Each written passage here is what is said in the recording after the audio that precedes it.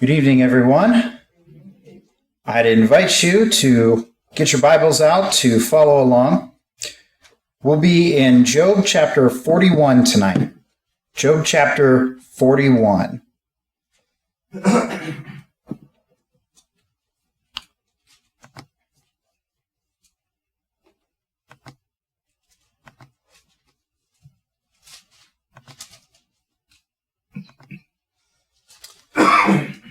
So last week, we had been in Job chapter 40.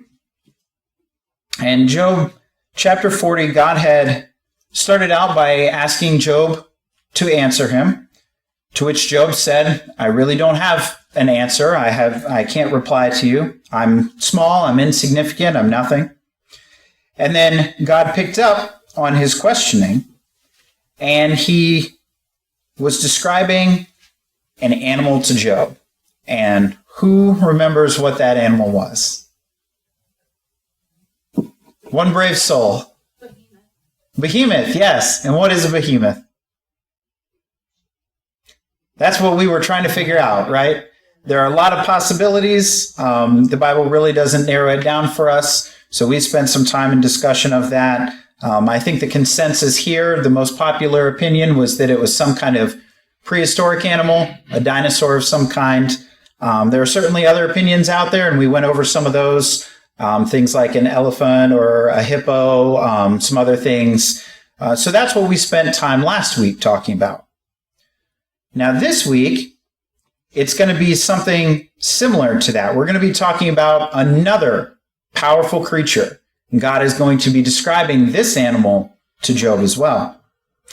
And in the same manner that we did last week is kind of the flow that we'll go through this time, where, obviously the most obvious question that we all want to ask is, what is the Leviathan, right? That's what we're probably going to talk about the most, right? So just remember that we want to also know why God is talking about Leviathan as well, right? So we'll get into that a little bit here, but before we start reading in Job chapter 41, let's just open it up. And what do you think that Leviathan is? What are some explanations that you've heard as far as what the Leviathan is? Donna, you had your hand up first. When I looked it up, it said it was a sea serpent, a large one. Okay, a large sea serpent. What are some other things that you've heard? It's the same as a behemoth. The same as the behemoth? Is it? No, I don't. No, they're two separate things. I'm sorry. A whale. A whale. Okay. A whale. Any others? I heard a crocodile or alligator. A crocodile or an alligator. Okay. Rick? Well, it could be something like Nessie from Loch Ness, but the description sometimes sounds like a dragon to me. So Okay. Right. So maybe another prehistoric kind of animal or a dragon. Okay. Any others? It's probably Nessie. Nessie? Matt? Plesiosaur. That's kind of one. Okay. Dinosaurs that swims and has. Right. So another prehistoric animal. What else? Any others? I thought on the way over here, years ago you used to hear about the Loch Ness Monster. Yeah. Yeah. Whatever that was. Yeah, that's a popular one. Okay. Oh, Donna? When I was looking this up, one of the things that it said was that the Leviathan was the sea creature, large, Mm-hmm. and that the behemoth was pretty much the land creature. Mm-hmm. Yeah, and I think as we get into this, you'll see that, again, as God has kind of been describing his animal kingdom and how he cares for it and sustains it, he's kind of come to the pinnacle of that animal kingdom. And he's described what seems to be the mightiest land animal. And now it seems like he's describing the mightiest sea animal, right? And so just showing two of his most powerful creations that he's come up with. Mel? Isaiah 27:1 says, in that day the Lord with his severe sword, great and strong, will punish the Leviathan the fleeing serpent. Yep. And I'm glad you brought that one up. I have a couple slides on that later too. So we'll get into some other mentions of Leviathan in the Bible as well, because there's more than just Job chapter 41. And so we'll get into those and what that might mean as well. But let's start out with just what the word Leviathan means, right? So let's talk about what the name Leviathan means. So in Hebrew, the word Leviathan simply means twisted or coiled or to fold, something twisty turny like that. That's what it means. And so if you're thinking about maybe a serpent or a sea serpent, you could kind of see how that would fit. Perhaps if you're thinking along the lines of a crocodile. I wasn't, that's just what No, well, I'm not accusing you of that. But if you're thinking about a crocodile, if you've ever seen them spin in the water, the way that they twist. So that's all it means, is to twist or to coil.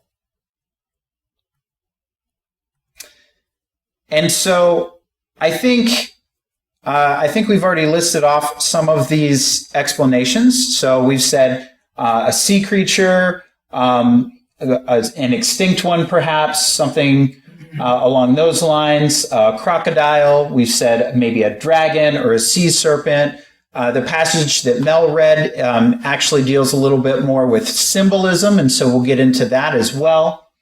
So those are some possibilities here.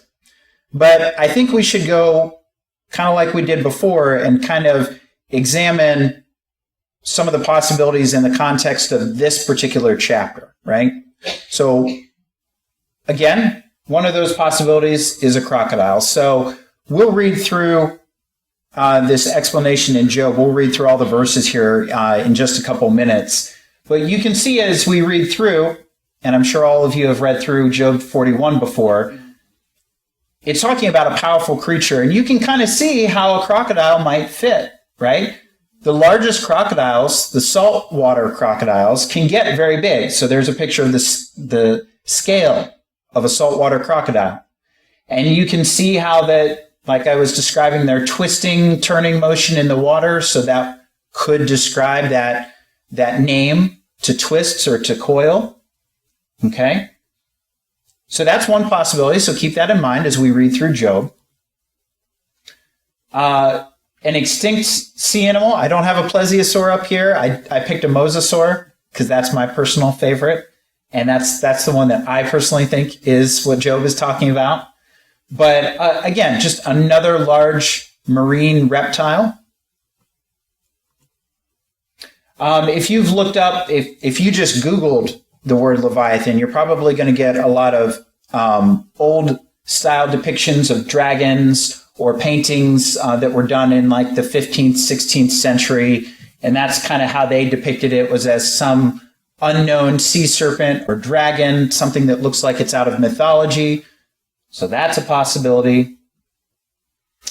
And when we're talking about dragon, I thought this was worth noting, not to bore everyone with where words come from, but our English word dragon comes from the French word dragon, or probably with a French accent that I can't do very well. But that ultimately comes from the Latin and Greek words, the Latin draconum, which means huge serpent, and Greek drakon, which means serpent.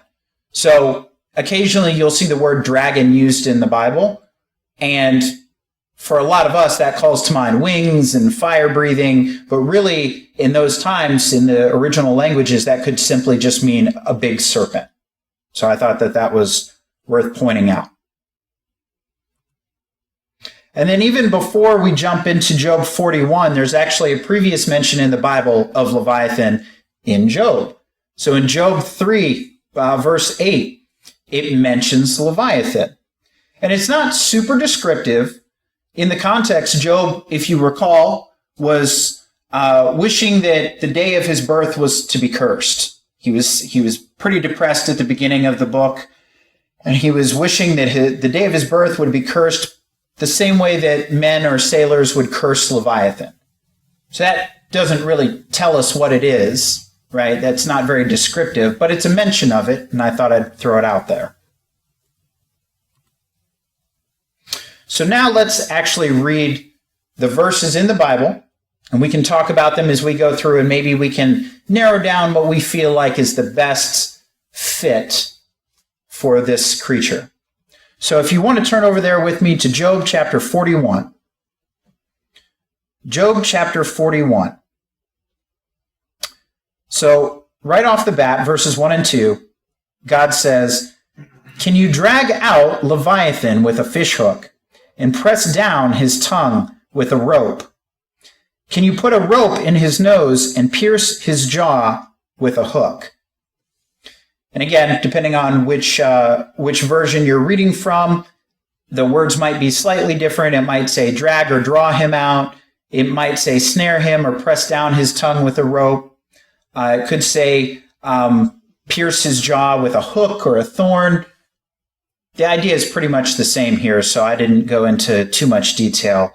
They vary a little bit, but the idea is, are you able to draw this beast out of the water? Can you do that? Okay?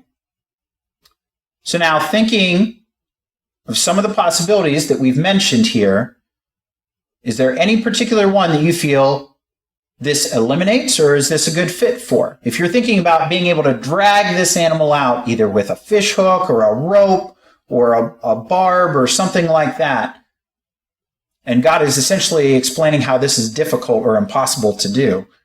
I think an alligator or a crocodile, you can hook and bring out of the water. You had that picture of that big one they got somehow, right? Yeah, somehow they got that big one, right? So it is possible, but probably pretty difficult. Kim? I don't think you could do it for a whale. They're so heavy. Right. Yeah, you couldn't do it for a whale. Now, I'm glad you brought that up, because I meant to mention this. When it talks about whale, one of the reasons I didn't throw whale up here a lot is because whenever the word Leviathan is used in Hebrew, right, I said it means twisting or to coil or things like that. There are some other words that the Bible uses for sea monsters and whales and things like that. So if you remember, we talked about a couple of these early on in Job. One is Rahab, and that just means proud one, right? But that's also translated in some places as sea serpent, okay? There's also Tannin, which means sea monsters. So we can see that in places. In the Greek, though, they will occasionally use the word ketos, which is where our word cetacean comes from. And cetacean means whales. It's also used in Greek, it means whales and sharks. They didn't really make that distinction with that word. It could be either or. And so, as you encounter some of those difficulties in translation, sometimes words get interchanged. At least from my understanding and the way I read it, Leviathan never directly has the word ketos applied to it. And so that's why I don't think that whale is a good fit.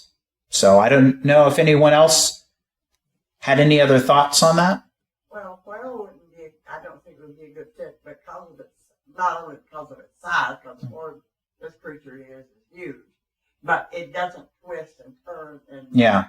that type of stuff whenever it's after prey or anything. Yeah. Pat? I agree if I was a whale, but we do find up in Canada and Alaska, they do have harpoons that catch the whale, and they Mm-hmm. use them for all kinds of things. Mm-hmm. Yeah, so the tools may be used to hunt a whale, like a harpoon or a hook or a barb, would fit in trying to hunt a large, dangerous creature. Matt, did you have your hand up? Well, getting a little ahead of ourselves, but there is verse 15 talks about scales. And what else? Right. Scales? Right.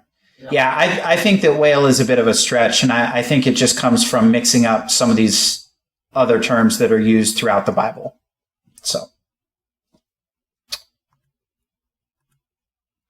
So the main point of verses 1 to 2 is essentially that Leviathan is difficult, if not impossible, to catch and control. Right? So talking about putting a rope in his nose, that's similar to the idea that we talked about with Behemoth, putting a ring in his nose, right? That's how you pull a bull around, right? And so it's a similar idea. It's difficult, if not impossible, to catch and control this animal.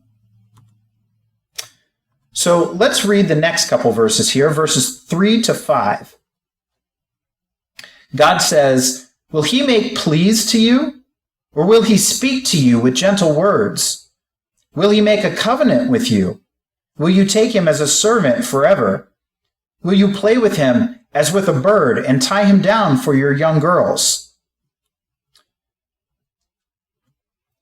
So this is asking what? If the first one was talking about how Leviathan is difficult to control, what do these verses mean? Rick? Sounds like he's just asking, can you tame this animal? Right. You know, can you make him a pet for you? Exactly. Can you turn this animal into a pet? And out of all the possibilities that we put up on the board, I don't really think you can, right? Nope. Matt? Of course, these are all questions, right? These are all questions, right? They're sort of rhetorical questions. Like, Right. there's like, obviously, you can't do this. Can you? Right, yeah. Yeah, Rick? I think they're sarcastic too, you know, that he's kind of making this point through these questions, Yeah. right? So, Exactly. Now, I mean, there are people who try to make pets out of alligators and crocodiles. And I think with limited success, I feel like that often goes poorly, right? So I don't know that that's really wise either. Donna, you had your hand up? I was just thinking that, none of us really know what a sea serpent is. Mhm. I've never seen one. So how do we know when he asks those questions? Right. Well, and that's really one of the main points here, right? We don't know exactly what this animal is, right? Even after we go through all of this, you'll be able to walk away and say, well, I think that this was the best fit in my mind. But you can't say with 100% certainty as exactly what it was, right? And that's okay, because we don't need to know exactly what species of animal it was to get the point that God is driving home, right? But it is fun and interesting to try and see if we can learn as we go through. Matt? And implicit in the questions is partly that, no, you can't. But also, yes, I can. Like, God is asking these questions. Right. Like, you can't wrestle this thing, but I can. And you can't tame it and do all these things that we just read here, but God can. Exactly. Yeah. And that speaks to the greater point, right? This is what God is really getting at here. It's not to see, this isn't a biology lesson for Job, so to speak, right? This isn't how well do you know the animals that I made? This isn't a Jeopardy question. This is explaining to Job the difference between him and his creator, right? Job can't do these things, or doesn't know the answers, or doesn't understand how these processes work, or anything about this animal in the way that God does. But God has power over this animal. God knows it better than Job. So these are all the things that, as Matt said, are kind of implied within the questions here. Other thoughts or comments on those few verses? Kim? If you think about the coiling and the serpent aspect, if we think about the largest type of snake Mm-hmm. that we maybe know about, or maybe that lived in the water, it would be something that would coil up and squeeze Yeah. the life out of you. Yeah, You cannot tame that. You know what that would have. right. Exactly. Yeah, and so the idea there is basically just that Leviathan will not be submissive, right? Pat? I was thinking of some obvious questions that he did not ask, and that is, can you turn light into day? Can you make it rain? Can you make flowers grow? Yeah. And those, as God was going through, he mentioned some questions similar to that along those lines in his opening in chapter 38. So he's talking about the cosmic forces, and then he talks a little bit about earth and nature, and then he moves into the animal kingdom. And so just, again, stressing the differences between God and Job, right? And so verse 6, God says, will the traders bargain for him? Will they divide him among the merchants? Can you fill his skin with harpoons, or his head with fishing spears? So the part about making a meal of him or dividing him up amongst merchants, right? What's the point there? So Leviathan's not easy to catch. It's not submissive. What would you say is the Rick? I would say he's reminding him that he can't kill him. He can't, Yeah. slaughter him for food. Yeah, Leviathan's not going to be found at the fish market, right? You're not going to walk around and find a lot of these, and just pick it off the shelf like it's, a prized fish or something, right? These aren't prey for humans, right? Whatever Leviathan was, it wasn't something that man just went out and hunted for food, for nourishment. Shirley? Psalm 74, Mhm. verse 14. Yeah, so you guys are getting really eager and jumping ahead to all of those. So actually, but that's okay. Let's just pause here in the middle of this description real quick.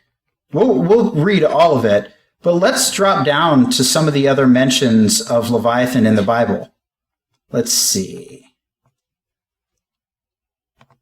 So, Psalm 74, right? Let's turn over there real quick. So, Psalms 74. Well, that can't be verse 113. No, that's a typo. It should start out in verse 13. I just got a little overeager on the one key. So Psalm 74, starting in verse 13, says, "You divided the sea by your strength. You broke the heads of the sea monsters in the water. You crushed the heads of Leviathan. You gave him as food for the creatures of the wilderness." Okay, so in this context, go ahead. Okay, the King James Version says, verse 14, "Thou breakest the heads of Leviathan in pieces, and gavest him to be meat to the people inhabiting the wilderness." Yeah, so a slightly different translation, but who was it who killed him? Who killed Leviathan? Was it man that hunted him down? No, I think they're speaking of God. God did this. Yes. So the psalmist is saying that God is the one who killed Leviathan here, right? So it says in verse 13, the psalmist is describing God's majesty and power. And so in verse 13, he says, "You divide the sea by your strength," right? So we know that when God set up creation, that he did that. And at different points in time, right, he divides the Red Sea. He has that power, right? Then it says he breaks the heads of sea serpents. Okay, so there's another one. God has the power to crush these animals. He crushed the heads of Leviathan, so he's also able to crush the heads of even the mightiest animal, right? Which is being described further in Job chapter 41.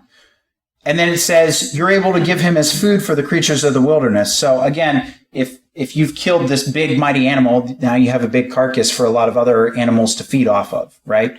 Or if in the King James Version, it translates as for the people, right? But again, it wasn't that the people went out and hunted this thing. It was that only God is mighty enough to kill this animal, right? That's kind of the implied thing here, which is why that verse is so important, because it shows that God is the only one mighty enough to deal with this animal, which is actually, we'll get down to in chapter 41 again. Remember, he created that. Right. He created him, and he's one of the only ones who can. He wanted to do with that. Exactly.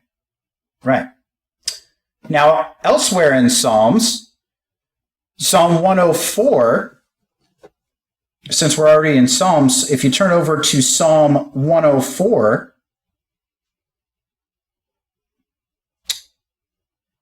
starting verse 24,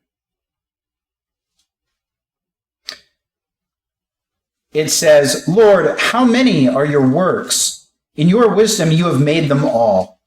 The earth is full of your possessions. There's the sea, great and broad, in which are swarms without number, animals both great and small. The ships move along there, and Leviathan, which you have formed to have fun in it." Okay? So in this verse, in Psalms, the psalmist is once again describing God's majesty in the way that he's created the natural world. And he's talking about the sea and how great the sea is. And he says that he's created the Leviathan to play in it, to frolic in it. Okay? So now this is another reason that I don't really think it's a crocodile, because it's talking about the sea, the oceans. And yes, occasionally a crocodile will swim out into that, but it's not really a sea animal in the same way. You know what I mean? So that's one thing that I don't think a crocodile is a good fit. There are many more as we go down through chapter 41 of Job, but that's one reason that I don't think it is either. Any thoughts on these selections in Psalms before we move on? Okay. So then let's switch over real quick and look at the verse that Mel mentioned earlier in Isaiah. So let's read that one more time. Isaiah chapter 27. Isaiah chapter 27, the first verse, it says, "On that day, the Lord will punish Leviathan, the fleeing serpent, with his fierce and great and mighty sword, even Leviathan, the twisted serpent, and he will kill the dragon who lives in the sea." So now here, Leviathan is described, once again, as a sea serpent, a dragon that lives in the sea, right? So again, that's one of the reasons I think it's a sea animal. But in this way, Isaiah is using Leviathan symbolically. He's using Leviathan to represent either Assyria or Babylon, or maybe he's going deeper and he's talking about the evil that's driving them, so Satan. He might be mentioning it in that way and trying to recall your mind to Genesis, right? Talks about God overcoming the serpent, okay? And so maybe that's why Isaiah is using that imagery. But he's very clearly using the animal, Leviathan, in a symbolic fashion, okay? Now that doesn't mean that you should look at the word Leviathan and anytime you see that in the Bible, think that it's being used symbolically, because that's not the case, right? How many times do you see the word lamb mentioned in the Bible, and every time you see it, you don't say, that must mean Jesus, right? Because Jesus is the lamb. Well, that's not true. There are plenty of times when it uses the word lamb to mean a lamb. But then there are other times where it's capitalized and it's used very clearly to be symbolic of Jesus, right? Same thing is going on here. Same thing. So in Job, God is talking about an actual animal.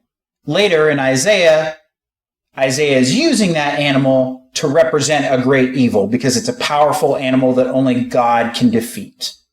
And that's why he's using it. That's why he selects it. Any thoughts or questions on that part? Kim? It's got to be of significant size to be able to enjoy and play and frolic in the ocean. Yeah, I would say so. Thinking about, a crocodile or some other thing, he hangs out in the marshy areas or some stream or a pond. He's not going to hang out and need as much water as this creature. Exactly, yeah. And those are all great reasons. I think as you move along, you might think that it is a crocodile, but the further you get into Job chapter 41, I think more and more it becomes very apparent that it's not. I think, and this is skipping ahead a little bit because we only have a minute or two left, but one of the verses that we'll get to next week talks about Leviathan breathing fire. Right? So that's where a lot of the ideas about it being a dragon come from. For those scholars who think that they're talking about a crocodile, they just say that, well, here God is being poetic. These are the same people that think that Behemoth is a hippo, right? I don't think that. I think God is being very literal in these passages. I don't think there's any reason to doubt that he's being anything else. But for some reason, it just seems that in the Church of Christ, sometimes there's difficulty accepting the idea of a dinosaur or a dragon or some dangerous animal like this, which personally I think is very silly because we believe that our Savior and King rose from the dead. Why could we not believe that God made something like this? If we can believe in death being conquered by our God, why can't we believe that our God made a giant reptile? So I think that's a little silly. Donna, you had your hand up. I just think that people are closed-minded to the possibility of anything besides what they can see or know. Yeah. Yeah, and that's a very good point because it's something that they're familiar with. People can picture a crocodile or a big crocodile. People have difficulty imagining something that they didn't see themselves, right? They can't see a picture of it, and so it's difficult for them to get there, right? Addie and then Pat. Pat first. Pat. Anyway, I was wondering, like we talked about the dinosaur Mhm. was and now is not. Yeah. Possibly Leviathan was and now is not. That's why we can't. Yeah, that's exactly. I definitely think that Leviathan was and now is not, right? Is extinct now. Addie, what were you going to say? Well, in history and in traveling the ocean in the ships and things, the sailors were terrified of certain creatures in Yeah. the ocean because they could take down a ship, Mm-hmm. and they did. And so whatever this creature was, maybe it was something like that, because it was a fact of life that there were things that destroyed ships. Yeah, absolutely. So we're pretty much out of time for tonight, but we'll pick up back in the middle of Job, chapter 41. We'll hear more of God's description of this animal, and I think that'll help us to imagine what this creature may have looked like, and help us get there a little bit. And we'll see just why it was so impressive that only God can control this animal, right? Because again, that's the main point of chapter 41. It's less about the biology lesson, and it's more about the might of God that can control this animal, right? Thank you for your attention, everyone. We'll pick up there next week. It helps if you don't hold it upside down. When you do that, you gotta stand on your head to read it. Yeah, I'd have to stand on my head. That's right. So this evening, I have a question from the Bible for us to look at. Whom shall I send, and who will go for us?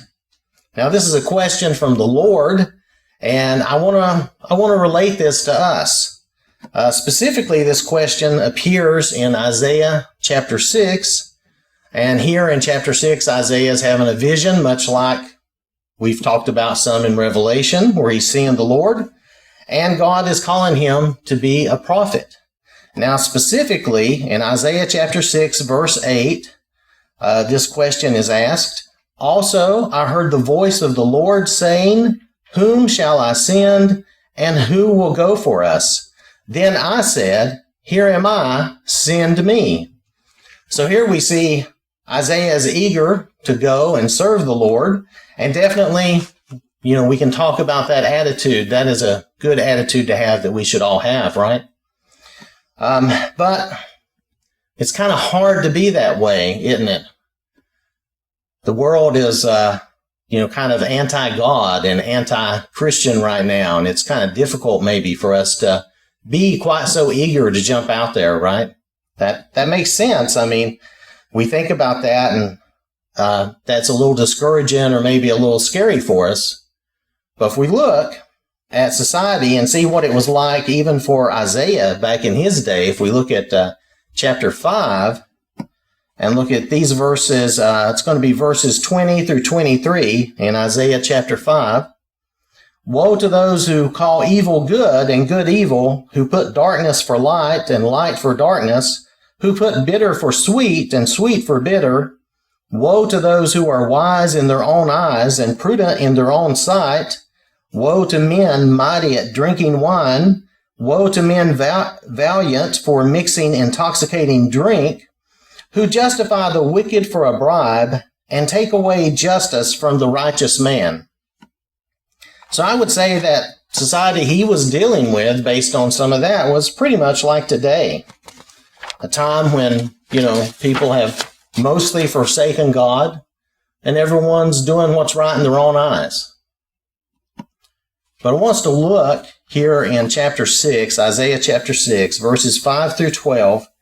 The Lord has appeared to Isaiah in the first couple of verses, and this is how Isaiah is responding here in verse 5. We're going to read Isaiah chapter 6, verses 5 through 12.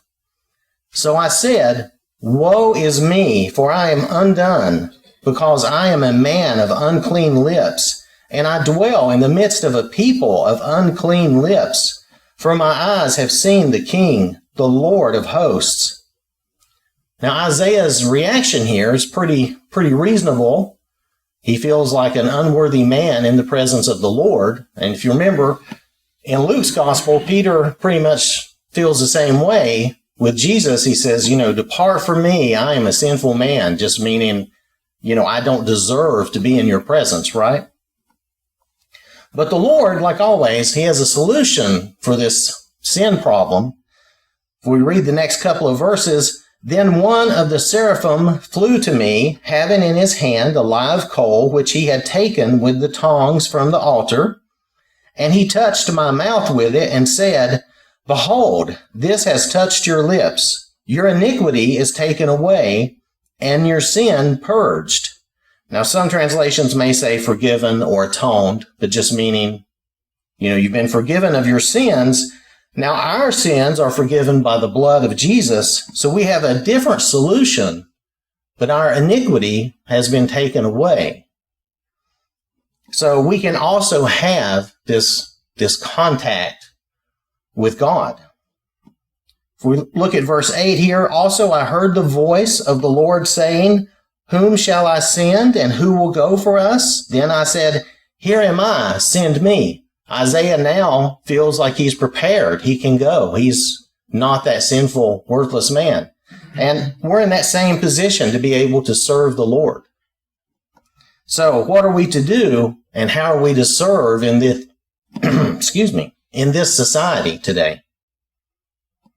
Well, if we look at what the Lord told Isaiah, continuing down, and he said, Go and tell this people, keep on hearing, but do not understand. Keep on seeing, but do not perceive.